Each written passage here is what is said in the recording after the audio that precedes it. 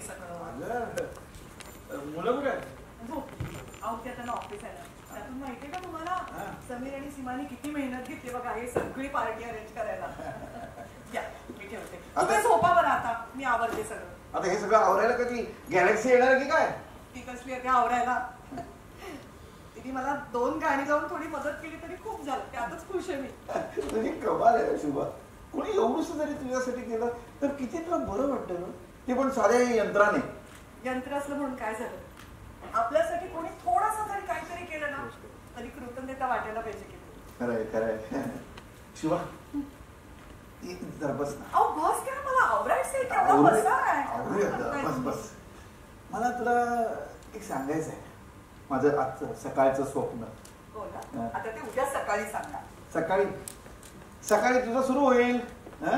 डबे बाटल्या चहा पाणी वेळ असतो कुठे तुझ्याकडे माझ्यासाठी द्यायला. सांगा काय स्वप्न पडलं. मला ना बोरथळचं घर दिसत होतं स्वप्नात. बोरथळचं घर? होय. म्हणजे अशी मस्त सकाळ होती. तू अशी अंगणात उभी. तुला आठवत आहे का आपलं नवीन लग्न झालं होतं. आपण गावाला गेलो होतो. तेव्हा आंघोळ झाल्या बरोबर तू अंगणात यायचीस फुलं घेऊन जायला. आठवते ना. आणि तुम्ही काहीतरी कारण करून माझ्या मागे यायचं.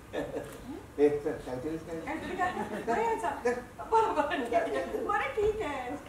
तर तुमच्या स्वप्नात मी अशी अंगणात उभी होती. तुम्ही कुठे होता. मी असा पडवीत असा झोपाळ्यावर असं चहा पीत. एकटेच. नाही तुझा चहाचा कप होता ना बाजूला. माझा चहाचा. हो कारण तू न पितास इकडे तिकडे तक करत फिरत होतीस. ठीक आहे. आणि आपली लाडकीनाथ सानू कुठे होती. नाही सानू नव्हती स्वप्नात. सानू कशी असेल नीट बघा ना. अगं नाही तुम्हाला सांगते ते पाठीमागे आंब्याच्या झाडावरच्या फांदीवर चढून बसली. अगं नाही ग बाई. म्हणून दिसली नसेल तुम्हाला. नाही सानू नव्हती. सानू नव्हती. मग समीर आणि सीमा कुठे होते. समीर आणि सीमा त्यांना प्रत्यक्षात यायचं नसतं बोरथळला. स्वप्नात कसले येत आहेत. बोरथळच्या गावात फक्त तू आणि मी. एक कळत नाहीये. म्हणजे तुमच्या स्वप्नात गावात आपण दोघच होतो ना. मग समीर आणि सीमा सानूला कोणाजवळ ठेवून गेले असतील. तू काय वेगळी आहेस का. स्वप्न होतं सांगितलं ना तुला. स्वप्नात फक्त आपल्याला हवं ते आणि तेवढंच दिसतं. म्हणून तुम्हाला स्वप्नात आपण दोघच दिसलो का. नशीब शिवा मला आहे ना आता पूर्वीसारखं जगायचं आहे. ते कसं शक्य आहे. का शक्य नाही मला सांग. आपण इथे मुंबईत आलो आणि मुंबईचा वेग शिरला आपल्या संसारात. आपण परत गावी जाऊ म्हणजे ना पूर्वीचा निवांतपणा परत आपल्या आयुष्यात येईल. बापरे इथली सकाळ गाई गडबड माझी मुलांची आणि आमच्यामधून तुम्ही. बापरे इतकी वर्ष भराभरा कशी निघून गेली मला आठवत सुद्धा नाही. मला आठवतात ना ते पूर्वीचे बोरथळचे दिवस. नाहीतर काय इथे असल्यावरती तुमचा अर्धा वेळ जायचा प्रवासात नाहीतर त्या ऑफिस मध्ये. मी होते नातेवाईकांना तोंड द्यायला. मी आणि मुलं आपली तुमची वाट बघत बसायचो. खरं सांगू तसे कष्ट आपण केले नसते तर मुलांची लग्न शिक्षण कशी झाली असती. खूप जाणवायची तुमची कमी तेव्हा. नंतर सवय होऊन गेली. पण मग आता आपण नवीन सवय लावूया ना. नवीन सवय कसली. एकमेकांसोबत राहायचं. आता आपण वेगळे राहतोय का. तसं नाही. हे बघ आता मला माझं स्वप्न पूर्णत्वाला न्यायचंय. म्हणजे बरोबर म्हणजे आता नाही का आपण दोघं रिटायर झालो. अहो किल्लेदार रिटायर तुम्ही झालाय मी नाही झालीय. काहीतरीच काय. मी रिटायर म्हणजे तू सुद्धा रिटायर. अहो असं काय करताय तुम्ही. तुमच्या ऑफिस मध्ये रिटायर झालाय. तुमच्या हुद्द्यामध्ये रिटायर झालाय. मी काय केलंय. अरे पण तू घर सांभाळायचंच की. पण तुम्ही नोकरी केली तेवढे कष्ट काढले पैसे कमवले म्हणून मी घर सांभाळलं की. बरोबर पण मी नोकरी केली कोणाच्या जेव्हा इकडे तुझं ठामपणे उभी राहिली नसतीस. मला सांग इथे जर तू ठामपणे उभी राहिली नसतीस तर हे घर जे आता सुखी समाधानी दिसलं असतं का. नाही ना. मग आता मी कसा रिटायर झालो तसं तूही रिटायर व्हायचं बस. हो, तू रिटायर व्हायचं आणि या होम ऑफिस मधून रिटायर व्हायचं म्हणजे व्हायचं. काय तुमचं नवीन लहान मुलासारखं. मग माझा हट्ट आहे असं समज. मला आता माझं पुढचं आयुष्य शांतपणे माझ्या बायको सोबत गावी घालवायचं आहे. अहो पण मुलं आणि ते आता लहान आहेत का, करतील की आपलं आपण नाही केलं ना. असं काय करताय पण तुम्ही. नाही, मला आता काही ऐकायचं नाहीये. उद्या आपण आपल्या मुलाला सांगायचं. काय काय सांगायचं. तेच आता नुसते बाबा नाही, आई आणि बाबा दोघेही रिटायर होत आहेत. अहो काही काय बोलताय तुम्ही. उद्या सांगायचं की आज आज सांगेल. आपल्या घरची मंडळी सगळी इथे जमलेली आहे, आपण सांगूया ना त्यांना. नाही सांगून बघा, त्यांचा तरी विश्वास बसेल का. आई आणि बाबा कधी रिटायर होतात का. नाही. अरे का नाही होत, का नाही होत मला सांग. जाऊ दे, मला वाद घालायचं नाही, मला खूप काम. अगं ऐक माझं. अगं हे असंच होणार आणि आपण पुन्हा पुन्हा अडकत जाणार.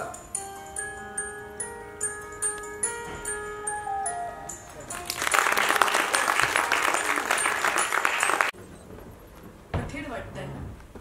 आई आणि बाबा रिटायर होत आहेत, कसं वाटेल बरं आपल्याला.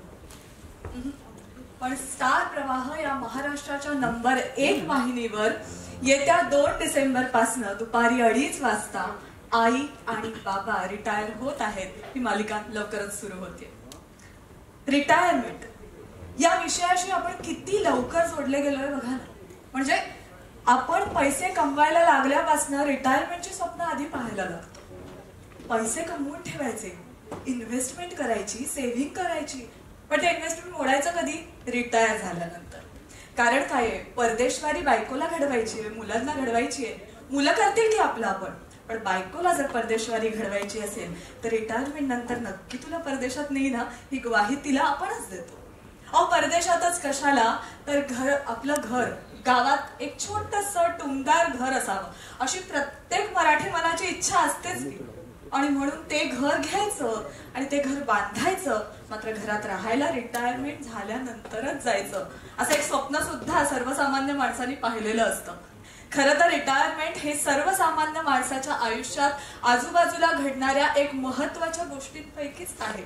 आणि म्हणून हाच महत्वाचा विषय नेमका स्टार प्रवाह या वाहिनीने उचलला. आणि बघा, एक सुंदर छान मालिका आपल्या समोर लवकरच म्हणजे येत्या 2 डिसेंबर पासून भेटीला येते. स्टार प्रवाह आजपर्यंत आपल्या आजूबाजूला आपल्या कुटुंबामध्ये घडणारे अनेक विषय घेऊन आलेली स्टार प्रवाह ही महाराष्ट्राची नंबर 1 वाहिनी. आणि रिटायरमेंट झाल्यानंतर आयुष्याचा एक वेगळा पडदा उघडतो.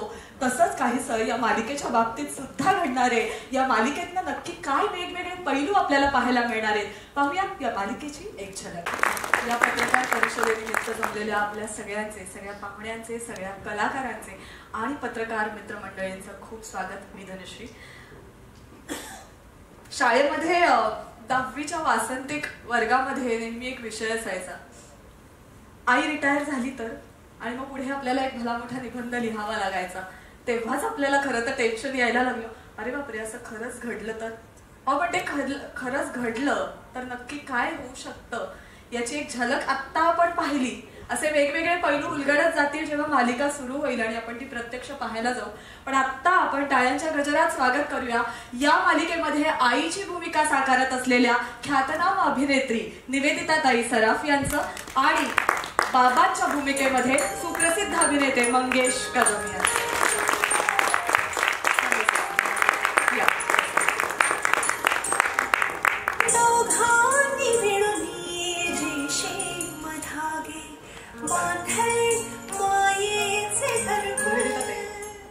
खरं तर तुम्हाला दोघांनाही हा प्रश्न आहे. आत्ता आम्ही अगदी शेवटी तुझ्याकडनं हा संवाद ऐकलाच आणि त्या संवादामधनं एक उल्लेख तू असा केलास की खरंच आई रिटायर होते का, आई आणि बाबा दोघेही खरंच रिटायर होतात का.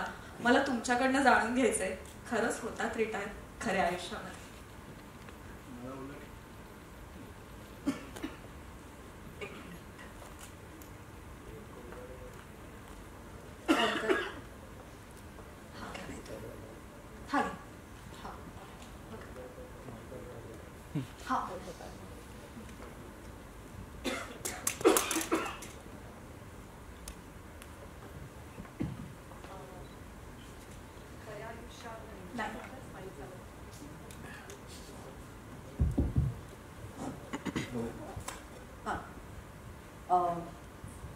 चालतोय. खऱ्या आयुष्यात रिटायर होतात का नाही म्हणजे नक्कीच नाही असं मला वाटतं. कारण मी पण आई आहे, मलाही आता 32 वर्षाचा मुलगा आहे. पण कसं असतं मला वाटतं आई ही त्या मुलांनी घेतलेल्या पहिल्या श्वासापासून ते ती आयुष्यात घेते त्या शेवटच्या श्वासापर्यंत ती आईच असते. ते रिटायर होऊ शकत. आता बाबांचं पॉइंट ऑफ व्ह्यू आई आणि बाबांनी एक माईक शेअर केला तरी चालेल. नाही, मला असं वाटतं की थोडस वेगळं एक मालिका सांगू इच्छिते असं मला वाटतं. हे सगळं मान्य आहे. म्हणजे आतापर्यंत आपण असं बघत आलोय की आईचं पाय जरी वडिलांचं झालं तरी आईचं पाय काही निघत नाही. ते नातवंड यांच्यामध्ये ते गुंतलेलं असतो. या मालिकेत यशवंत किल्लेदार आहे, तो जरा पुढचं स्टेटमेंट करतो. तो असं म्हणतो की ठीक आहे ना, आपण इतकी वर्ष काढली ना आता आपण, तर आता आपण निवांतपणे यांचं आहे ना करू दे की मुंबईत राहू दे, ते करतील त्यांचा संसार, आपण दोघं जाऊया आणि आपण निवांतपणा जो आपला मिसिंग होतो इतकी वर्षाचा त्या धबडग्यामध्ये शहराच्या, ते नको. आता आपण शांतपणे राहूया. त्याच्या पुढे जाऊन जेव्हा रिटायरमेंटचे पैसे मिळतात तेव्हा तो धाडसाने बायकोला सांगतो की आपण जेव्हा पैसे कमवले तेव्हा आपण एकत्र आपल्याला राहता आलं नसेल, पण आता हे पैसे उपभोगताना आपण सतत बरोबर आहे. आता हा जरा मला थोडासा पुढचा वेगळा म्हणजे कुठल्याही मालिकेत मी अजून असं बघितलेलं नाहीये की ते आता वेगळं राहायचं बघतात. म्हणजे सुना वेगळं राहायचं बघतात, त्यांचं लग्न होतं, न्यूक्लिअर फॅमिली, सुनेला एखादी आवडते आणि ती मुलाला बाजूला नेते वगैरे, हे सगळं आता आई बाबा ठरवत आहेत की बस आता संपलं, आता आपण गावी निवांतपणे राहूया. हे जरा मला आजचा थॉट वाटतो. खरं तर कोणतीही मालिका घेताना ना आधी तो विचार जो मालिकेमध्ये गुंफलेला आहे हा आपल्याला स्वतःला पटायला हवा, तेव्हाच आपण ते पात्र उभं करू शकतो. हा विचार पटणं किती महत्वाचं आहे. कारण आई आणि बाबा रिटायर होत आहेत हे आपण म्हणजे आत्ताची पिढी म्हणेल अशक्य, पण खरंच तुमच्या दृष्टीने किंवा त्या पिढीच्या दृष्टीने जर पाहायला गेलं तर त्यांनाही गरज आहे की आरामाची. हाच पॉइंट आता मंगेशने मांडला की जरा वेगळा थॉट आहे की अदरवाईज कसं असतं, आईला इतकं त्या पेडेस्टल वरती नेऊन उभं केलेलं असतं ना की आईने स्वतःचा विचार करणं म्हणजे ते स्वार्थीपणा, असा एक काहीतरी आई ही श्यामच्या आईसारखीच असली पाहिजे. हे एक म्हणजे अधोरेखित कुठेतरी असं वाटतं कोणालाही. आई म्हणजे ती अशीच असली पाहिजे. आणि ह्यातली आई पण तशी आहे थोडी कुठेतरी. तिला असं वाटतं की तिला नवऱ्याला पण नाही दुःखी करायचं. हो, तिची ह्युमर हो जाऊया आपण करूया, आपण तसं तुम्ही म्हणताय तसं करूया. पण प्रत्येक वेळेला काहीतरी कारण तरी मग आत्ता जरा हे झाल्यावर जाऊया, आत्ता मग जरा ते झाल्यावर जाऊया, नको आता तिची परीक्षा आहे ना, नको आता तिला जरा सेटल होते, नवीन जॉब आहे तिचा, नाही मुलीचं आता नवीन. सो तिचा पाय कुठेतरी अजूनही त्या मुलांमध्ये आणि इथल्या त्या घरामध्ये कुठेतरी असं अजून अडकलेला आहे. ती त्या यंत्रामध्ये पण अडकलेला आहे. ती पण तिच्यासाठी एक व्यक्तीच आहे. तर घरातल्या प्रत्येक अगदी चमच्यामध्ये, भांड्यामध्ये, त्या अगदी मसाल्याच्या डब्यामध्ये पण असेल तिचा जीव त्या सगळ्यात अडकलेला आहे. त्या व्यक्तींबरोबर त्या घरात तिचा जीव अडकलेला आहे. आणि जसं ह्यांनी म्हटलं तसं की त्यांना बाहेर पडायचंय आणि तोच त्या दोघांमधला, तसं त्या दोघांचं तर इतकं लोणच्यासारखं मुरलेलं नातं आहे ना, आता बोलावं लागत नाही. म्हणजे त्याच्या मनात विचार उमटले तर ते तिला कळतात. इतकं ते असं छान मुरलेलं नातं आहे दोघांचं. त्यामुळे तिला त्याला दुखवायचं, तिला वाटतं जाऊया ना, मी कुठे तू म्हणते तुमचं स्वप्न नको करू, जाऊया, पण थोडं थांबा अजून. ते थोड्याला कधीच एक लिमिट नाहीये, किती थोडं थांबायचं, आपण जाऊ नंतर, आपण जाऊ नंतर. अशा त्या दोघांच्या इतक्या करेक्ट काय म्हणूया आपण, खूप आयडेंटिफायबल व्यक्तिरेखा आहे. आणि कित्येक मध्यमवर्गीय लोक म्हणजे जे रिटायर होतात त्यांना खरंच असं वाटतं की आता आपण गावी जाऊया, विशेषतः कोकणात. त्यामुळे मला हे कॅरेक्टर माझं म्हणजे जवळजवळ असं एकावर एक असं चिटकवल्यासारखं मला वाटतं हे कॅरेक्टर. माझं पण तसंच आहे. मला आता त्या दबडक्यामध्ये राहायचं नव्हतं. मी म्हणत होतो की आता शांत, आता बस झालं, आपण गावाला जाऊया. आणि इतक्यात स्टार प्रमाणे सिरियल असं आपण अडकत आयुष्याच्या खऱ्या पडद्यावर नाही पण या पडद्यावर दुसरं सिरियल तसं मला अगदी सांगावंच लागेल. आमच्या एज ग्रुपची खूप खंत होती आतापर्यंत की कसं आता तुम्हाला आयुष्याची शिदोरी आहे तुमच्यापाशी. आता या सगळ्या भावना मी अनुभवलेल्या आहेत आणि त्या भावना अनुभवून येता एक अनुभवाने एक एनरिच झाले आहे आयुष्यामध्ये आणि तर टेक्निक पण थोडं थोडं कळायला लागलं की कसं आता आपल्याला काम करायचं काय थोडंसं माहिती आहे. आणि अशा वेळेला आमच्या जनरेशनला बेसिकली आम्हाला मध्यवर्ती असलेल्या भूमिका मिळतात. अशा वेळेला तुम्ही कोणाची तरी आई असता, कोणाचं तरी वडील असता आणि मध्यवर्ती दुसऱ्या भूमिका असतात. तर टेलिव्हिजननी हा आमच्या एज ग्रुपला हे दिलेलं खूप मोठं काय म्हणून गिफ्ट आहे की आता टेलिव्हिजनवरती आमच्या एज ग्रुपला मध्यवर्ती धरून त्याभोवती कथानक गुंफलं जाणं आणि ह्यासाठी आम्ही खरंच खूप भाग्यवान आहोत की आम्हाला अशा प्रकारच्या व्यक्तिरेखा करायला मिळत आहेत ज्याच्यामध्ये ह्याचा मेन हिरो हिरोईन तुम्ही बघितलं तर आई आणि बाबा आहेत. त्या मध्यवर्ती त्यांच्या भोवती सगळं कुटुंब गुंफलं गेलेलं आहे आणि हे करण्यासाठी खरोखरच आणि इथे समोरच राजवाडे बसलेले आहेत सतीश राजवाडे. त्यांनी मला काही म्हटलं होतं मी त्याला नाही म्हणू शकत नाही. आणि हा इतका सुंदर गोड रोल जो मला मिळाला आहे की मी त्यातल्या आईशी अगदी आयडेंटिफाय करू शकते. तिच्यातल्या काही गोष्टी का बाई अशी वागते असंही म्हणू शकते एक ऍक्ट्रेस म्हणून किंवा निवेदिता म्हणून. ऍट द सेम टाइम तिच्या काही नेहमी कुठलीही व्यक्तिरेखा त्यात काहीतरी तुम्हाला स्वतःचं प्रतिबिंब पण त्याच्यात दिसत असतं आणि कधी कधी अजिबात त्याचे काही विचार तुम्हाला पटतही नसतात. तसे मला शुभा किल्लेदारचे काही विचार पटतही नाहीयेत आणि काही कुठेतरी मला निवेदिता म्हणून तिच्यामध्ये माझं प्रतिबिंबही दिसतंय. त्यामुळे एक असे खूप सहज जर आपण कोणाच्या घरात डोकावून बघितलं त्यांच्या घरात चाललेले संवाद आपल्या कानावरती पडावेत ना इतके सहज सुंदर संवाद आहेत. खूप छान त्याची गोष्ट आहे जी दरेकरांची आणि आमचे आता लेखक इथे अवतरले आहेत. चिन्मय मांडलेकर त्यांनी अप्रतिम त्याचा स्क्रीन प्ले लिहिलेला आहे. स्वरात मोकाशी यांनी डायलॉग्स पण इतके सहज सुंदर आहेत ना मला करायला त्यामुळे खूप मजा येते. खूप एन्जॉय करतो आणि अशी मस्त आमच्याबरोबर तगडी आमची मुलं आहेत स्टारकास्ट आणि आमची निर्माती मनवा जी अतिशय हिरिरीने तिकडे उभी असते. प्रत्येक गोष्टीमध्ये तिचं कायम लक्ष असतं. तशी खूप ना एक अशी मस्त टीम जमली आहे आणि नुसती इथे नाही हे टीम वर्कच आहे.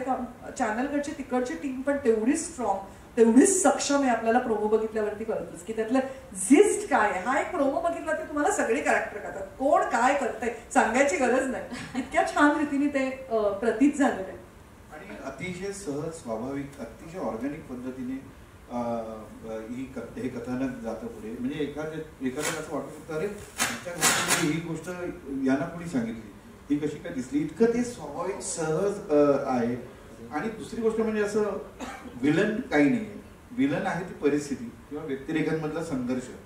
ह्या व्यक्तिरेखेला वेगळं वाटतं मला वेगळं वाटतं ह्या व्यक्तिरेखांमध्ये आणि अशी कॅरेक्टर्स सिरियलमध्ये जे आपल्याला करायला मिळतात त्याचं खरंच चिन्मय आणि खरंच खूप म्हणजे खूप आभारी. आपण एक मालिकेची झलक पाहूया.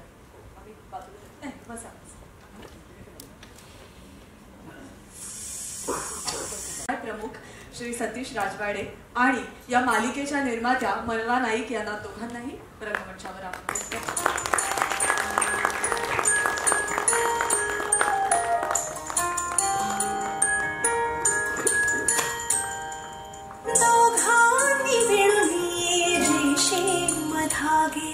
बांधले मायेचे घरकुल गुंफून हाती हात टाकले काट्यांवरही पाऊल सारी स्वप्ने साऱ्या.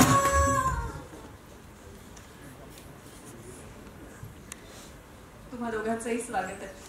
सतीश सर म्हणजे मालिकेबद्दल तर आपण ऐकतोच आहोत आणि वेगवेगळा संवाद घडतोच आहे पण वाहिनीबद्दल कारण स्टार प्रवाह या वाहिनीने आतापर्यंत कुटुंबामध्ये किंवा आजूबाजूला घडणाऱ्या अनेक विषयांवर आधारित अशा मालिका दिलेल्या आहेत आणि प्रेक्षकांना त्याचा खूप म्हणजे प्रेक्षकांना त्या आवडलेल्या आहेत. प्रेक्षकांचा प्रतिसाद त्याला उत्तम आहे.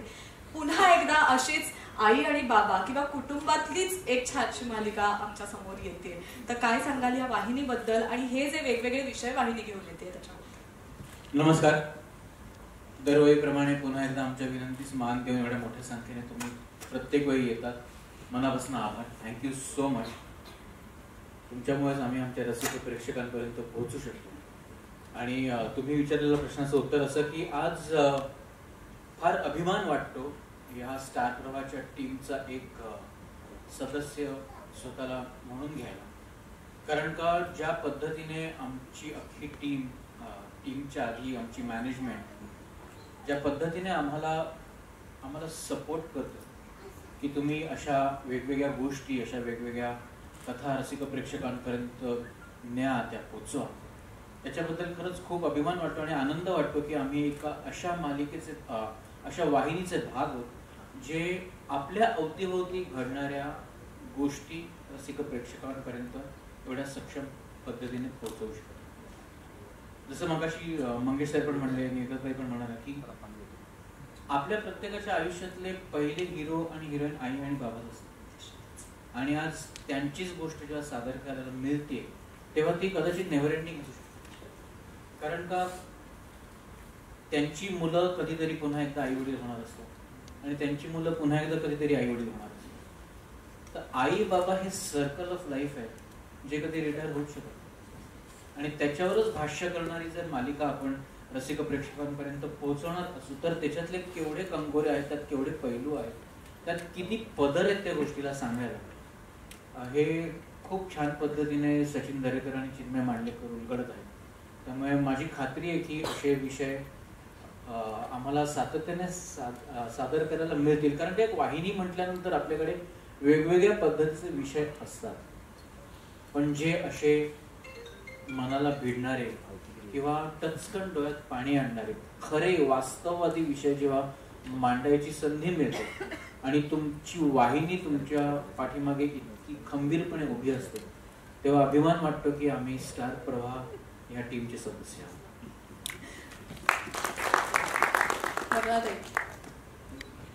निर्माती म्हणून तू प्रसिद्ध आहेसच आणि छान वेगवेगळ्या मालिका तू घेऊन येत असतेस. मात्र स्टार प्रवाहासाठी पहिल्यांदा म्हणजे स्टार प्रवाहावर पहिल्यांदा निर्माती म्हणून एक मालिका तू करते आहेस, तर तो अनुभव कसा आहे आणि अर्थात मग या मालिकेबद्दल वेगवेगळी पात्र आहेत यामध्ये. मी अनेक वर्ष तपश्चर्या करत होते की मला स्टार प्रवाहावर मालिका करायला मिळावी, कारण ही नंबर 1 वाहिनी आहे. त्याचा रीच वेगळा आहे, त्यांचं वर्किंग पॅटर्न वेगळं आहे आणि सतीश राजवाडे खुद्द डिरेक्टर असल्यामुळे त्यांची विजन जी आहे त्याचा खूप फरक पडतो काम करताना. त्यामुळे मला खूप वर्ष काम करायचं होतं. मी खूप वर्ष त्यांच्या मागे होते की please give me an opportunity.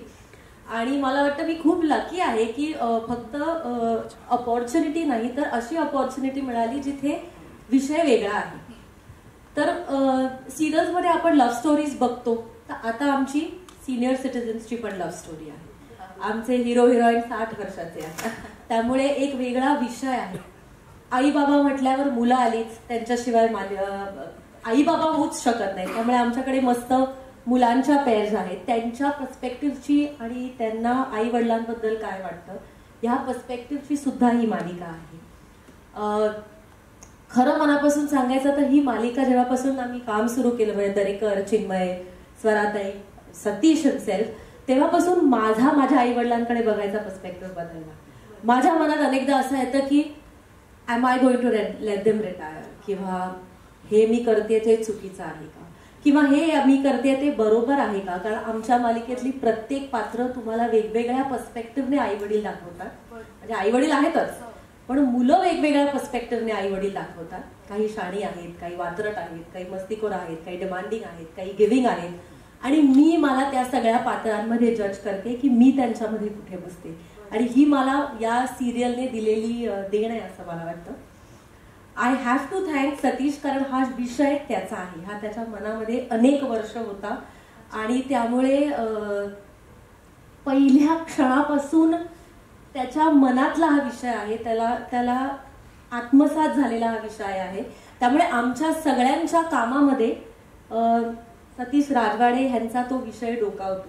So it is his credit आणि हिज विजन की अशा प्रकारची ही मालिका आली पाहिजे. त्यामुळे प्रवाहावरची तपश्चर्या आता माझी पूर्ण होती. फक्त तुझीच नाही, म्हणजे सगळ्यांचं स्वप्न पूर्ण होत आहे. मंगेश सरांनी पण मला असं वाटतं स्वराताईंनी सुद्धा त्याचे संवाद लिहिले ना, ते संवाद म्हणण्यापेक्षा ना ते रोजची चर्चा, घरात बोललेलं एखादं कन्व्हर्सेशन वाटतं. त्यामुळे काही मालिका आपण ज्या म्हणतो ना, काही मालिका सातत्याने लक्षात राहतात तर ही मालिका त्याच्या विषयासाठी तर लक्षात राहीलच, पण त्याच्या लिखाणासाठी आणि त्याच्या सादरीकरणासाठी पण व्यवस्थित लक्षात राहील. कारण का जसं मगाशी मनवा म्हणली किंवा सर पण म्हणले की कोणाला तरी कधीतरी असं वाटेल की 15 मिनिटापूर्वी आपण घरात हे बोललो आणि तीच एवढी अलगद पात्र स्वराताईंनी मांडलेत मालिकेमध्ये. खरंच खूप सुंदर आणि खूप खरं लिखाण, फार क्वचित अशी एखादी मालिका येते जेव्हा आपल्याला इतकं तरल आणि इतकं खरं बघायला मिळतं. आम्ही आत्ताचा प्रसंग हा सुरुवातीला पाहिला, एक छान प्रसंग तुम्ही सादर केला, तर त्यावरनच लक्षात येतं की मालिका किती गहिऱ्या विषयावर, म्हणजे तसं बघायला गेला तर अगदी सोपा वाटतो पण तरी सुद्धा खोल, गंभीर किंवा त्याला काहीतरी गर्भितार्थ आहे असा विषय आहे. अर्थात आपण लेखकांशी संवाद साधणार आहोत, पण त्यापूर्वी पाहूया मालिकेची एक झलक. शुभा, मला तुला काहीतरी सांगायचंय. आई, दुपारीचं पार्सल येईल ग. घेतील. या मालिकेचे दिग्दर्शक शैलेश डेरे, ज्यांची कथा आहे ते सचिन दरेकर, पटकथा लेखक चिन्मय मांडलेकर, संवाद लेखिका स्वरा मोकाशी आणि जे शीर्षक गीत आपण मगासपासून ऐकतोय ते ज्यांनी लिहिलेलं आहे त्या सुप्रसिद्ध कवयित्री आणि गीतकार लेखिका रोहिणी निनाद, या सगळ्यांना मी आमंत्रण करते.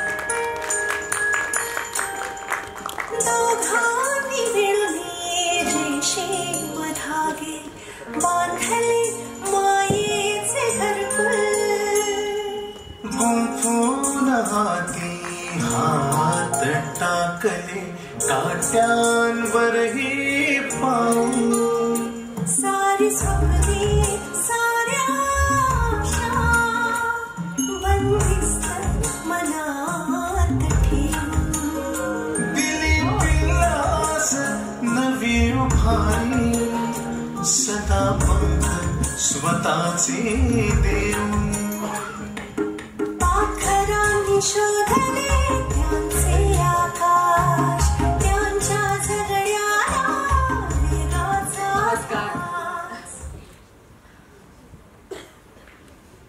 चिन्मय दादा, पटकथा लेखनाचा एक वेगळा बाज असावा लागतो, एक वेगळी साथ घालावी लागते आपण जेव्हा पटकथा लेखन करतो तेव्हा प्रेक्षकांना, आणि त्यामुळे या मालिकेचा बाज किंवा या मालिकेची संपूर्ण बांधणी जर बघितली तर पटकथा लेखनाची मांडणी कशा पद्धतीने तू केलीस त्याचा अनुभव मला ऐकायचा.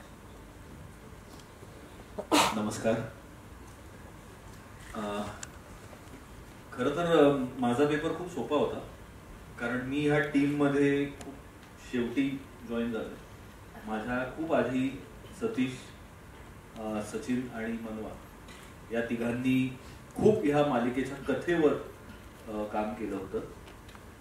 खूप रेअरली असं होतं की तुम्ही एखादी मालिका लिहायला घेता आणि तेव्हा पुढच्या जवळजवळ 5 ते 6 महिन्याची कथा तुम्हाला माहिती असते. असं फार कमी वेळा होतं, पण ते माझ्या बाबतीत झालं. So I am very lucky. त्यामुळे मला ऑनेस्टली फार काही विचार नाही करावा लागला, कारण त्याचा जो DNA होता मालिकेचा तो ऑलरेडी ह्या सगळ्या लोकांनी सेट केलेला होता. आणि म्हणजे मी फक्त आपण ट्रेसिंग करतो ना, काढलेल्या चित्रावर ट्रेसिंग पेपर ठेवून चिटिंग करतो आपण, मी तेवढंच करायचं काम केलं होतं.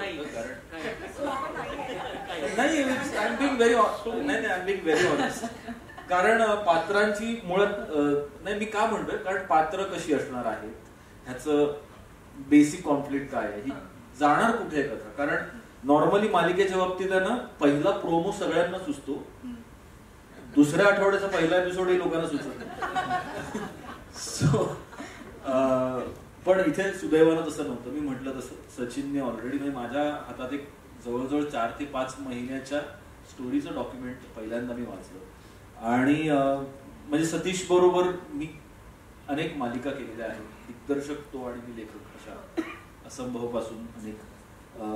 सचिन बरोबर मी खूप काम केलंय, मनवा बरोबर ही माझी 5वी मालिका आहे. सो मला ही सगळीच माणसं माहीत होती, त्यामुळे आनंद ह्या गोष्टीचा वाटला की जेव्हा मला मनवाने पहिल्यांदा कथा दिली वाचायला, मला खरंच कथा वाचून, कधी कधी अशा गोष्टी तुम्ही वाचता आणि तुम्हाला असं मनापासून वाटतं की ही गोष्ट सांगितली गेली पाहिजे. सो ही अशी एक गोष्ट आहे, ही सांगितली गेलीच पाहिजे. आणि ती स्टार प्रवाह सारख्या इतक्या ताकदीच्या प्लॅटफॉर्मवर सांगितली जाते आणि इतक्या ताकदीच्या सगळ्या ह्या कलाकारांना घेऊन सांगितली जाते आणि इतक्या ताकदीच्या निर्मातीकडून सांगितली जाते असं मला खूप आवडतं. सचिन सर या कथेबद्दल काय सांगतात? कथेबद्दल तर खूप बोललं गेलेलं आहे. प्रोसेस बद्दल मी बोलतो. खरं तर मी लिहिलेली नाही एक गोष्ट. मी सतीश सर आणि मनवा आम्ही जेव्हा पहिल्यांदाच भेटलो मला सांगितलं मनवाने एक मालिका लिहायची. म्हटलं ओके मालिका लिहूया भेटूया छान काहीतरी करू मग स्टारवर काम करायचं होतं. पण पहिल्याच मीटिंगमध्ये जेव्हा असं कळलं की आईबाबांची गोष्ट सांगितली म्हटलं हां हे काहीतरी वेगळं आहे. आणि त्यानंतर मी ॲक्च्युली खरंच काही लिहिलं नाही. आम्ही जवळजवळ 2-2 तास गप्पा मारायचो. माझ्या आईबाबांचे किस्से, सरांच्या आईबाबांचे किस्से, मनवा सोसायटीमध्ये आपलं काय घडलं असे कितीतरी किस्से अनुभव हे असं गप्पा रंगत मग फायनली अरे हा ती गोष्ट पण लिहायची आहे असं. पण त्या सगळ्या ते किस्से किंवा आपल्या घरी रोज काहीतरी घडतं. म्हणजे जसं मंगेश सर म्हणाले की कोकणात त्यांचं घर बांधायचं स्वप्न आहे. माझ्या भावांचं तेच स्वप्न होतं, माझंही तेच स्वप्न आहे. सो इथल्या इथे जर एवढं त्याचं हे आहे आपण म्हणतो ना की रेलेव्हन्स आहे तर डेफिनेटली ते कारण त्याचं कारण हे आहे की ती गोष्ट लिहिली गेली नाही ती त्या सगळ्या गप्पांमधनं स्फुरलेली आहे. आणि चिन्मय म्हणाला 5-6 महिन्याची गोष्ट ऍक्च्युली आम्ही लिहित गेलो आणि लक्षात आलं की आता थांबूया आता ओव्हरवर्क होऊ आपण जरा आधी सुरू करूया पुढे काही. So that was the process. या सगळ्यामध्ये ना दिग्दर्शकाची दृष्टी एक वेगळी असायला लागते कारण कथेबद्दल सगळेच बोलत असतात किंवा पात्र कशी रंगवायची तो एक स्वतःचा अभिनेत्रीचा किंवा अभिनेत्याचा अभ्यास असतो. मात्र दिग्दर्शकाला या सगळ्यांना बांधून एक सुरेख चित्र प्रेक्षकांसमोर उभं करायचं असतं. शैलेश सर काय सांगाल? दिग्दर्शनाच्या दृष्टीतनं जर बघायला गेलं तर काय वेगवेगळे पैलू अभ्यासाला घेतले होते हा विषय घेताना? नमस्कार. खरं तर ही जी सगळी टीम आहे आपले स्टार प्रवाह प्रोडक्शन हाऊस आमचं या सगळ्या प्रोसेसमध्ये वयाने बऱ्यापैकी बघायला गेलो तर लहान अनुभवाने लहान आणि विषय खूप मॅच्युअर्ड आहे. सो आत्ताही बोलताना सुद्धा सेटवर काम करताना सुद्धा दडपण असतं की माझ्यामुळे ह्या सीनला या कथेला काहीतरी चुकीचा अर्थ जायला नको. सो मी निवेदिताताई असतील, सर असतील, मॅम असतील, म्हणजे अगदी स्टार प्रवाह आमचे सगळेच. तर ह्या प्रोसेसमध्ये मी त्यांच्याकडून शिकतो पण आहे. त्या गोष्टी त्यांच्याकडून अनुभव त्यांचे पण मी शेअर करतो. इव्हन मी माझ्या घरी माझ्या आईला प्रत्येकाला फोनवर असतो की आई असं एकदा कधी झालं होतं का तुझ्याबरोबर बाबा आणि तुमच्यात असं काही झालं तर त्यावेळेला कसे रिॲक्शन झाले होते, काय भांडणात किती गेला होता, कुठपर्यंत भांडणं पोहोचली, असं छोट्या छोट्या गोष्टी त्यांच्या समजून घेतोय, कथेत उतरवायचा प्रयत्न करतो. मग मी यांना शेअर करतो की आपण असं काही करू शकतो का, असं केलं तर अजून त्याला थोडंसं अजून आपण जे म्हणायचं आहे ते म्हणणं येईल का त्यातनं. आणि मग त्यातनं ते निघतं खूप बघायला आम्हालाही छान वाटतं आणि मग ते तुम्हालाही प्रेक्षकांनाही बघायला नक्की आवडेल असं मला वाटतंय. सोपीक असतं फक्त माहिती आहे स्वराताईशी संवाद लेखन हा विषय तितक्याच सहजपणे हाताळून संवादातनं उलगडायचा तो कसा साधला? आता सगळेच जसं म्हणतायत की या कथेवर खूप आधीपासून काम चाललेलं आहे आणि त्यातली पात्र इतकी डिफाईंड आहेत ना की प्रत्येक पात्राचा एक आपला व्ह्यू पॉईंट आहे. प्रत्येक पात्र आपल्या अनुभवातनं काही तसं घडत गेलेलं आहे. त्याच्यामुळे इतकी क्लॅरिटी आहे प्रत्येक पात्रामध्ये. त्यामुळे संवाद लिहिताना पण त्या त्या पात्राच्या दृष्टिकोनात जाऊन लिहिणं हे अगदी सहजपणे घडतं. त्यामुळे मला मजा येते संवाद लिहिताना. आणि जसं आता यांनी सांगितलं की चर्चा ज्या आधी होतात तर प्रत्येकजण आपल्या घरचं काहीतरी उदाहरण सांगतो की माझे आईवडील असे आमच्याकडे असं होतं, असं काय काय घडलं होतं. त्याच्यातनं मग हे एक प्रत्येकाच्या अनुभवातनं आलेलं असल्यामुळे ना ते आपलं वाटतं की अरे हे होतं. त्यामुळे लिहितानाही तेवढा सहजपणे आणता येतो. म्हणजे लिहिताना आलेला असतं. करेक्ट. ही सगळी बोट बांधायची आणि त्याला एका सुमधुर गीतामध्ये श्रवणीय गीतामध्ये सादर करायचं. कारण मालिकेचं शीर्षक गीत ऐकल्यानंतर आपण मालिकेच्या प्रथम प्रेमात पडतो. त्यामुळे शीर्षक गीत आणि एवढ्या कितीतरी शीर्षक गीतांचा एक भला मोठा अनुभव रोहिणीताई तुझ्याकडे आहे. आणि आता आई बाबा हा इतका जवळचा आपुलकीचा विषय कवितेतनं उलगडायचा, गीतात सादर करायचा, कसं झालं? नमस्कार. खरं सांगायचं तर मला चिन्मय आणि सचिन दोघांचाही हेवा वाटतो कारण इतक्या चांगल्या विषयावर त्यांना सिरियल लिहायला मिळते आणि आपल्याला नाही मिळत आहे. सगळ्या सिरियल तूच लिहिणार का? आम्हाला थोडंसं काहीतरी लिहून देणार. बोल ना मुलाची पातळीवर एक गाणं माझ्याकडे आलं आणि शीर्षक आई बाबा रिटायर होत आहेत. हे थोडंसं गद्याकडे जाणारी अशी ती ओढ असल्यामुळे की आता हे कसं काय बसवायचं याच्यामध्ये, पण विषय इतका हृदय आणि प्रत्येकाच्या मनाला स्पर्श करणारा आहे की ते गाणं सहज सुचलं. एक गोष्ट सांगावीशी वाटते की माझे स्वतःचे वडील रिटायर व्हायच्या दिवशीच नोकरीतून वारले. आयुष्यातूनच रिटायर झाले असं म्हणायला हरकत नाही. तर ते माझ्या मनात ते दुःख आहे, कारण त्यांची पण खूप स्वप्न होती की मला रिटायर झाल्यावर तुम्ही परत एक्सटेन्शन घ्यायला सांगू नका, मी हे करणार आहे, मला पूर्ण लिखाण करायचंय. कारण नोकरीमुळे त्यांना लिहायला मिळत नव्हतं तेवढं. तर त्यांची ही खूप इच्छा होती. तर मला असं वाटतं प्रत्येकच आई वडिलांची ती इच्छा असते आणि त्या वेगात ते सुद्धा काम करत असतात. कुठेतरी त्यांना विसावायचं असतं, एकमेकांना वेळ द्यायचा असतो. तर ह्या सगळ्या भावना त्याच्यामध्ये मांडायच्या होत्या. आणि सतीशचं नेहमी म्हणणं असतं की जे काही सांगायचंय ना ते क्लिष्ट सांगू नको किंवा अतिशय काव्यात्मक वगैरे नको की जे लोकांना कृत्रिम वाटेल, लोकांच्या मनाला स्पर्श करेल असे सहज शब्द येऊ दे. आणि त्याला काय म्हणायचंय हे मला माहिती आहे, इव्हन निलेशला पण माहीत असल्यामुळे आमचं तिघांचं मिळून जेव्हा गाणं होतं ते इतरांबरोबर होतं, पण हे अगदी सहज होतं. तसंच हे गाणं झालंय असं मला वाटतं. या मालिकेत कलाकारांचेही वेगवेगळे रंग आहेत, म्हणजे वेगवेगळी पात्र आहेत. त्यामुळे मला फक्त इतकंच सांगायचं होतं की ही मालिका किंवा ही गोष्ट फक्त गोष्ट किंवा एखादी कथा नसून ना, हा आपल्या सगळ्यांसाठी एक प्रश्न आहे किंवा एक संवाद आहे. ही मालिका डेफिनेटली रसिक प्रेक्षकांबरोबर एक संवाद साधेल की असं होऊ शकतं का. कारण का आज इथे उपस्थित आम्ही जे व्यासपीठावर एवढी माणसं बसलेलो त्यांच्याकडे आपापले आपल्याला किस्से आहेत, पण मला खात्री आहे की आज इथे उपस्थित असलेल्या प्रत्येकांकडे त्यांच्या आई आणि वडिलांचे किस्से, आठवणी, प्रवास हे बघितल्यानंतर कितीही वेळा बघितलं ना तरी त्या दोघांच्या एक्सप्रेशन्सवरनं त्या दोघांचे एक्सप्रेशन बघितल्यानंतर डोळ्यात एक हलकं पाणी येऊन जातं. कारण का आई आणि बाबा हा असा एक जिव्हाळ्याचा विषय आहे असतो प्रत्येकाच्या, की ही मालिका फक्त मालिका न राहता हा एक खूप मोठा संवाद साधेल रसिक प्रेक्षकांना. कलाकारांना सुद्धा मी रंगमंचावर आमंत्रित करते. सुप्रसिद्ध अभिनेते हरीश दुधाडे, प्रतीक्षा जाधव, आदेश वैद्य, पालवी कदम, कियारा मंडलिक, अपूर्वा परांजपे, स्वप्नील आजगावकर याबरोबरच हे जे गीत रोहिणीताईंनी लिहिलेलं आहे त्याचे संगीतकार आहेत सुप्रसिद्ध संगीतकार निलेश मोहरीर. आज काही कारणामुळे आज इथे येऊ शकले नाहीयेत. आणि हे जे गाणं तुम्ही ऐकताय तो आवाज आहे सुप्रसिद्ध गायिका विद्या करंदीकर आणि गायक मंदार आपटे. तुम्हाला दोघांनाही वरती येण्याची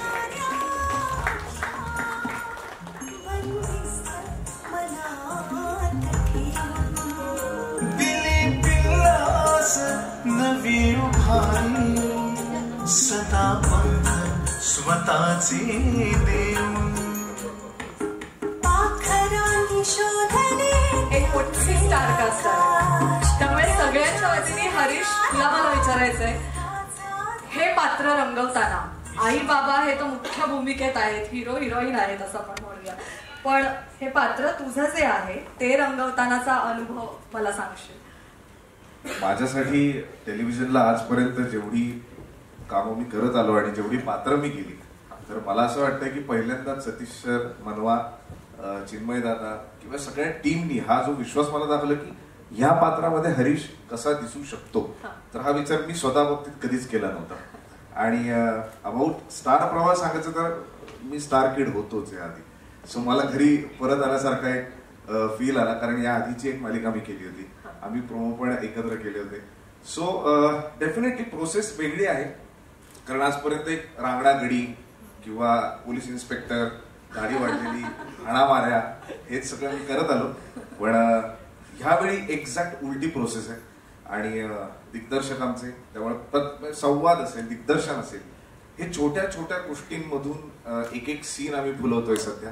आणि मला खरंच खूप मनापासून थँक्यू मनवा, तुझं, चिन्मय दादा आणि सतीश सर तुमचं, की तुम्हाला जेन्युअनली वाटलं की ही भूमिका मी करू शकेन. मजा येते, प्रोसेस वेगळी आहे. आणि जेव्हा मला पहिल्यांदा कळलं होतं की आई बाबा रिटायर होतात, असं नाव आहे तर मला पहिल्यांदा हे म्हणजे हे नावच एक खूप इमोशनल धक्का वाटलं मला की, आणि जेव्हा मी घरी सांगितलं माझ्या वडिलांना असं टायटल आहे, त्यावेळी ते पण हळवे झाले. आम्ही गाणं ऐकलं जेव्हा आपलं टायटल सॉन्ग, त्यावेळी ते खूप असं हळवं करणार आहे. आणि त्यातलं हे जे पात्र आहे समीर, तर तो ममाच बॉय आहे. आणि पहिल्यांदा मी असं करतोय की आईच्या डोळ्यात पाणी आलं तर तो रडतोच रडतो. त्याला दुसरं म्हणजे आजही त्याला एक मुलगी आहे, पण तरी त्याचा आईचा पदर सुटत नाही. तो तिच्या मागे मागे मागे मागेच फिरतो. तो शेफ आहे, तर आता हे सगळं त्याच्यात कुठून आलं तर ते आईकडूनच आलंय. सो पहिल्यांदा एक वेगळी भूमिका आहे आणि वेगळं काहीतरी करायला मिळत आहे, याचा आनंद आहे. होपफुली सगळ्यांच्या साथीनं मी ते जमवेल. नक्कीच प्रेक्षकांचा उत्तम प्रतिसाद या मालिकेला लाभणार आहेच. पत्रकारांचे काही प्रश्न असतील तर तुम्ही विचारू शकता. आणि आपण एक फोटो सुद्धा घेऊया.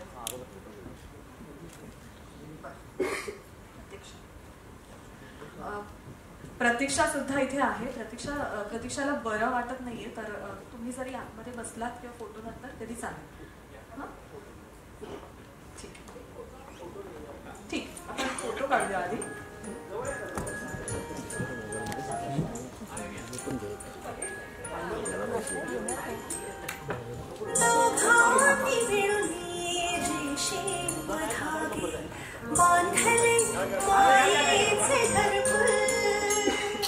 गुंफून हाती हात टाकले काट्यांवर हे पाऊल. सारी स्वप्ने साऱ्या आशा बंदिस्त मनात ठेवून. दिली पिल्लास नवी उभारी सदा पंख स्वतःचे देऊन. पाखरांनी शोधले त्यांचे आकाश, त्यांच्या झरण्याला वेगाचा ध्यास. विसावू आपण या वळणावर घेऊन. पत्रकारांचे प्रश्न झाल्यानंतर अल्पोपहाराची व्यवस्था आपण बाहेर केलेली आहे, तेव्हा नक्की त्याचा आस्वाद घ्या. काही प्रश्न असतील तर तुम्ही आता विचारू शकता. हॅलो, नमस्कार. सगळ्यांनी बसलं तर चांगलं होईल का? निवांत म्हणजे उत्तर देते.